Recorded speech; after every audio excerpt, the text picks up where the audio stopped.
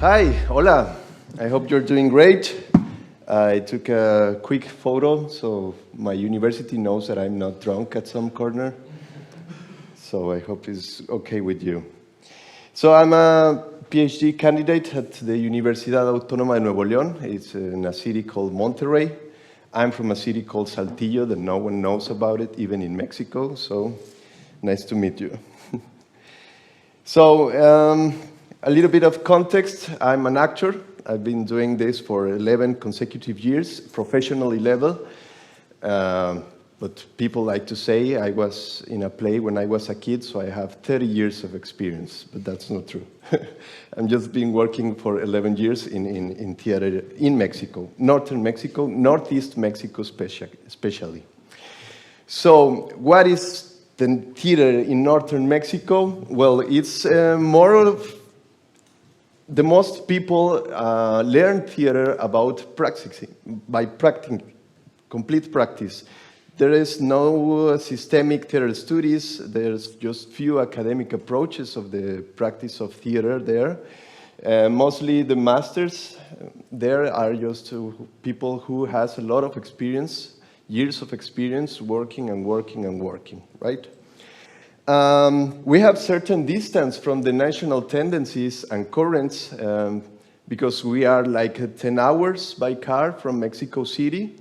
And it is quite difficult to make groups, theater groups, travel along Mexico, right? It's quite a big country, and we are different in many ways, from northern to the center, to the center, to the south. It's a lot of different worlds going there. So I will specifically pay attention to what I know, that is northeast of Mexico. So there's also an abundance of commercial theater there, just theater for entertainment, okay? And there's this kind of battle to be the best theater group there and to prove that we are really good, and this kind of artistic search to auto-legitimize ourselves, right? To be fair, we have constant participation in the National Theater Showcase. They made like a state showcase, and then the winners of those state showcase are driven to national showcase. Yes. So we have had the opportunity to constantly be participating in national and in the national level. I have heard from criticals in Mexico that the northern actors have this kind of soul, yes? And here's where I'm starting this search. What is that kind of soul that they are talking about? Once this critical told us that the theater must be alive, but how can it be alive? What does that mean, right? So that starts my search for a quality theater. In this context, I have to point some other things. We are a society that is based, or its cultural base is government support. It's hard to live from theater. People doesn't go to theater that much, and I think I've found some similarities here. So you have to have some certain scholarship or economic support by the government. But there is also, in my cities, one of the cities with a higher suicidal rates. It's an industrialized city, so you have this kind of competence, constant competence, and needing for self-validation through achievements in a socially understood way, to success, to do something, to be always on demand, always trying to achieve money and good cars and all these kind of ideas. So there are some studies that links that kind of these two special in a. I mean, one could be the reason from the other, right? You can see a lot of lack of social integration. 2 days ago, this was this accident where a guy in a motorcycle crashed in the middle of the big road, and cars just passed through him and above him, and no one stopped, and it took like 6 hours for somebody to collect the body. So you can see there a real disconnection, or at least a real lack of social integration. That could be a wide topic with the narco thing and everything, but I'm not going there. So I found something in the theory of Artaud. Have you read Artaud? Antonin Artaud. He was an actor, a French actor, and he developed most of the disruptive theater theories. He talked about an esoteric theater in his book. So he calls his theater esoteric. And he was in the search for a spiritual experience through theater. He believed that theater was a kind of a double of reality where you can play with other forces and confront society to look itself through a mirror, of theater mirror, and ask themselves some questions. But also he talked about experience. So I'm trying to get back again to this, what is this life, what is this experience that they talk about that you must have to have a really good quality theater. So I came up with 15 questions and I asked some colleagues, some of the most high consecrated theater performers, and some that I personally believe that maybe they didn't have that enough experience, but they were quite good in the acting and they make me feel something, right? And I asked them 15 questions and trying to understand what they were looking into theater. Why do they are doing theater? What do they feel when they are doing theater? And some answers popped out that really caught my attention. Some of them questioned this fiction versus reality topic, the truthness of fiction. So when you act, you're not lying. You're supposed to be as truthful as possible as to your own reality or to your own interpretation of the fiction, right? The encounter with myself, a communication of the truth between humans. These theater performers believe that there is a connection between the audience and the performer, and something magical happens where you are connected in some different level that just the word and just not just the story, but something else. And you can find that in Artaud theater theories too.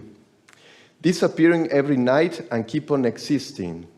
That's a really interesting question, answer, sorry.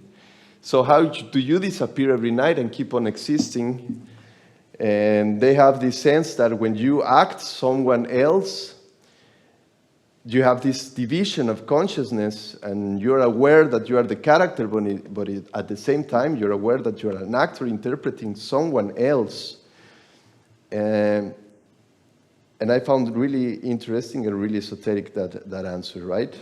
Discovering myself through the character, lending my senses and open to the encounter of his and my consciousness. So here is another evidence of this kind of knowledge of a different consciousness inside oneself through the performance, right? A dialogue between character and performer, so this division between one part of yourself to the other part of yourself. The here and now as a way of connecting with an audience. This is quite interesting. So they believe that to give life to the theater performance, you have to keep fully attention to this moment, right?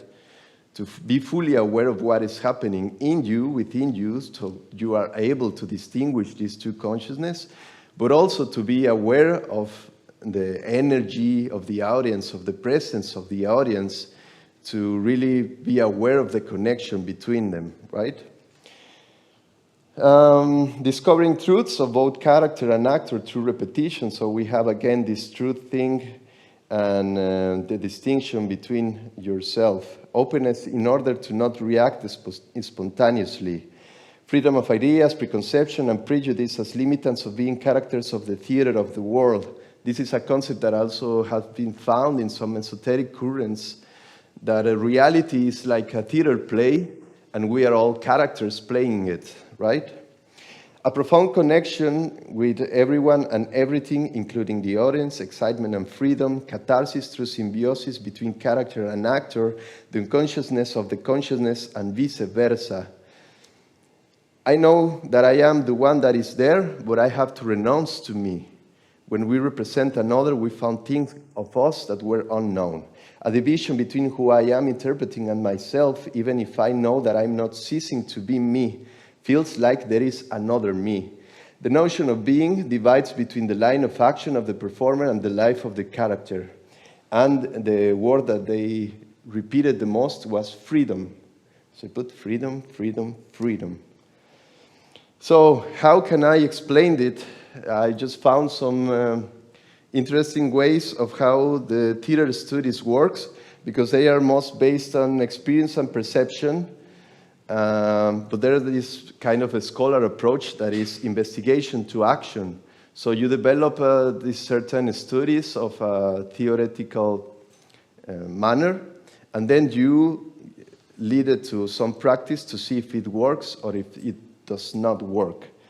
For example, and Eugenio Barba, that has a direct influence here, he, in his book of Anthropology of Theater, he's just answering himself some question that he's making about where is the energy of the actor, what does being a good actor means. Yeah, Grotowski also, its main focus is to question what is to be a great actor. He starts to deconstruct the theater, the meaning of theater, of the standard theater, to reach a conclusion that theater is the connection between the actor or the performer and the audience, and nothing else matters. That is the most profound connection.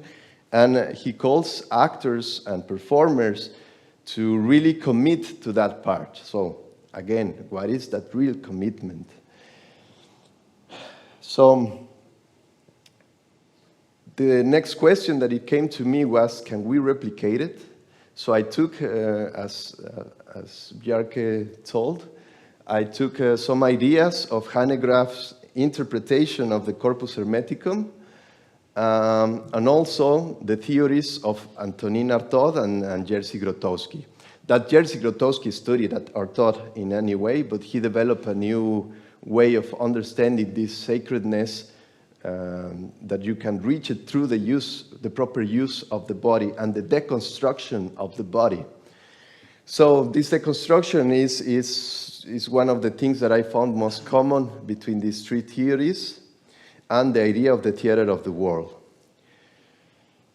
So the idea that I found in esotericism or hermeticism, Hanegraaff hermeticism, is the construction of the self through representation of a false self. So if we are characters in life and we start deconstructing what we are, then what is left? Yes? So they both talk about an experience, something that you can feel, and it's a sacred experience. And it's a secret. It's an experience that you cannot talk about it, that you can only feel. Yes? So I try to replicate that, but more questions comes. What is reality? Who is the observer? What is that connection that they talk about? What is the definition of the self? What is the lack of control of the life of a character? How is to let life go through you? Because some believe that they just disconnect and let the character represent itself, and then they just, when the play ends, they just become aware that they are actors and something happened, but they can't remember what happened, and it was a really good performance, and people clap and people get really emotional, but they weren't aware of what happened, right? So what are the ways of understanding these possibilities? Well, we can talk about mysticism, hermeticism, esotericism, psychology, anthropology, ritual theory, and they could be all valid, or none of them could be valid at the same time, right? So the great question is theater as an act of magic, the deconstruction of the self, the departure from possibility, the creation through action and word, the mirror of reality, the inner experience, the responsibility of the creator, and the pure experience of possibility. So if you as an actor deconstruct yourself to a level to try to find the precise moment where everything can happen, you reach this sense of emptiness. But I'll try to quote Eliphas Levi, if God is all, then he's dead, but you have to have this a knowledge of deconstruction of what is not God in order to reach the same truth that then God is nothing, but if nothing is all, then God is all, right? So I'm working right now with another group of theater, trying to search for this, what can happen if you act from this emptiness, but profound emptiness and conscious emptiness, in order to start developing some theater movement, some performance, some theater acting, whether it's traditional or not, it doesn't matter. The thing is, the main focus is what happens if I act out of my own emptiness and my own full possibilities. These pictures are from a play that I made in Mexico, but the main goal was to question ourselves as characters of the world. So they talked about themselves as characters, and they talk about their inner wounds. They become really emotional. They open so much that maybe one talked about she was raped, and no one knows about it. No one did know about it. I didn't know about it through the process, and she decided that she wanted to talk about it. Yes. And the audience really connected very well to that. So we reached this possibility of really integrating both audience and the performers. And it was some beautiful experience. But then we took the same play to another context. It was a school of theater in Monterrey, and they were all disconnected. Like there was this technical approach to that play, and they start questioning some technical elements of theater, that whether if the plant is not alive and it is not used, then it's pointless to be there, or the rock, what does it represent? So the discussion went other ways, and the performers themselves talked about it. They didn't feel like saying anything. So today, in this journey, I'm working with that. What if I have nothing to say? What if I am nothing? What possibilities can I reach? So my conclusion is theater is a way of putting to practice some theories. I am working with esoteric theories, but we can reach some interesting things working with theater. Thank you very much.